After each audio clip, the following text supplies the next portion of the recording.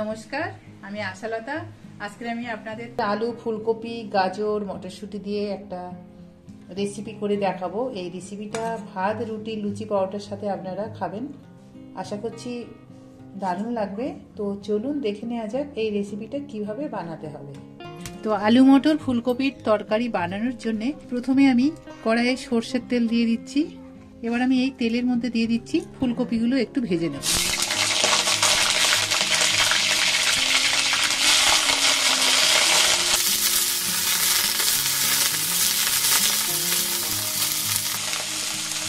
একটু হলুদ দিয়ে দিচ্ছি, একটু নুন দিয়ে দিচ্ছি স্বাদ মতো। 2-3 মিনিট একটু ভেজে নেব। এবারে ফুলকপিগুলো তুলে নেব, এটা ভাজা হয়ে গেছে।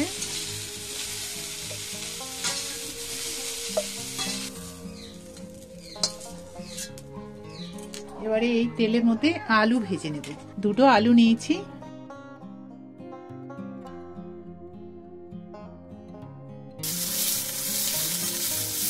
একটু হলুদ দেব, একটু নুন দিয়ে দেব, দিয়ে আলুটাও একটু ভালো করে ভেজে নেব।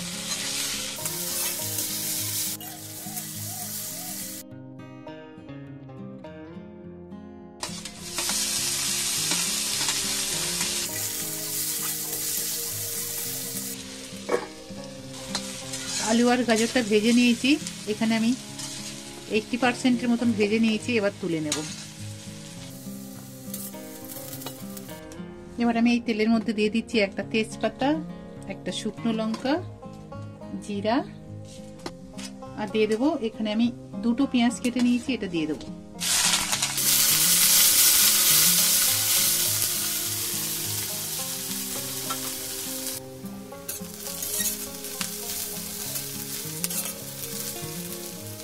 পেঁয়াজটা ভাজা হয়ে গেছে। এবার আমি দিয়ে দেবো আদা, রসুন, কাঁচা লঙ্কা আর টমেটো আমি একসাথে বেটে নিয়েছি, এটা দিয়ে দেবো।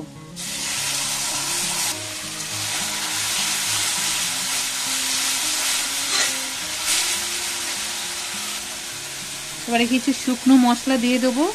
ধনে পাউডার দিয়ে দিচ্ছি 1 চামচ, শুকনো লঙ্কার পাউডার দিয়ে দিচ্ছি 1 চামচ, কাশ্মীরি চিলি পাউডার দিয়ে দিচ্ছি 1 চামচ, হলুদ পাউডার দিয়ে দিচ্ছি 1 টিস্পুন, জিরা পাউডার দিয়ে দিচ্ছি 1/2 টিস্পুন, অল্প নুন দেব।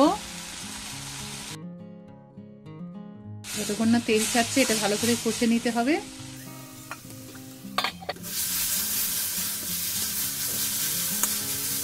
মশলাটা আমি ভালো করে ভেজে নিয়েছি, দেখছেন একদম শুকিয়ে গেছে। এবার আমি একটু জল দিয়ে আরো একটু ভেজে নেব।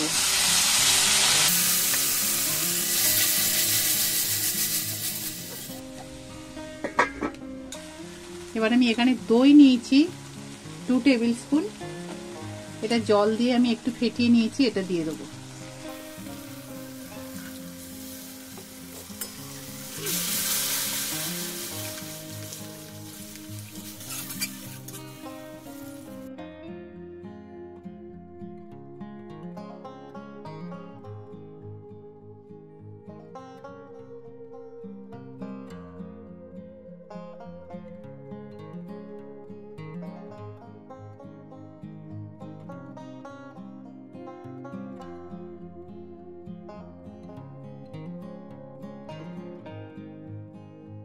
এবারে আমি আলু আর গাজরটা আবার এর সাথে একটু ভেজে নেব মশলার সাথে।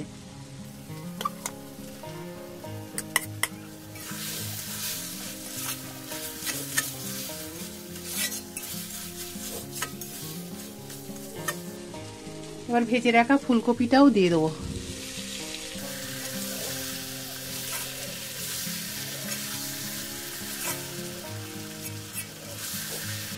এবার জল দিয়ে দেবো।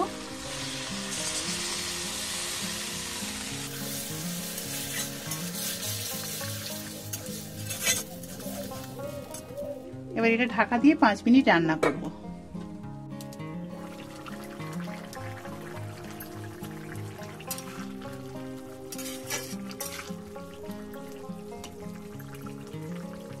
আমার আলু টালু খুব সুন্দর সিদ্ধ হয়ে গেছে।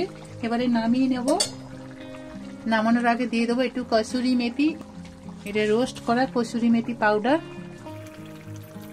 আর দিয়ে দেবো একটু গরম মশলা পাউডার।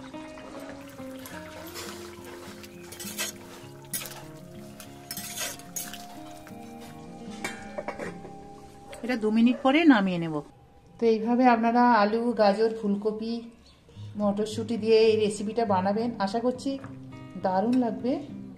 এটা ভাত, রুটি, লুচি, পরোটার সাথে আপনারা খেতে পারবেন। আর কেমন লেগেছে আমার রেসিপিটা অবশ্যই কমেন্ট করে জানাবেন।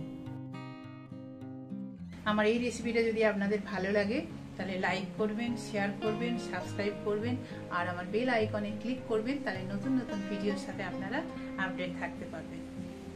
নমস্কার।